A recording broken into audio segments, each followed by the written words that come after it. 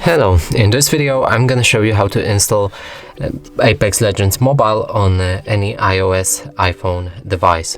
So in order to do that, we'll need to open our App Store, and from here we can see the search button. Simply press on that and write Apex Legends.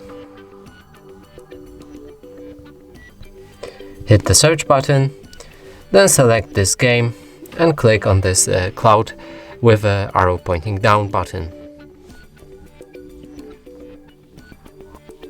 Now right here it may ask you for your iOS account password, but for me I already typed it in, so there's no need for that. But if you have this problem, simply press enter the password and you should start downloading in a second. So now let's just wait till download is finished. I'm gonna change the Wi-Fi just to be a bit faster. So right now the download just finished. We can click open. It will ask you for a few permissions which you should give to this game.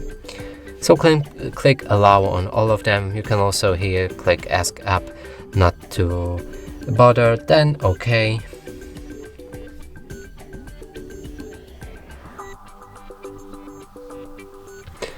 So the game will start. We can skip that. You need to give the game your age, so for me it's gonna be like that.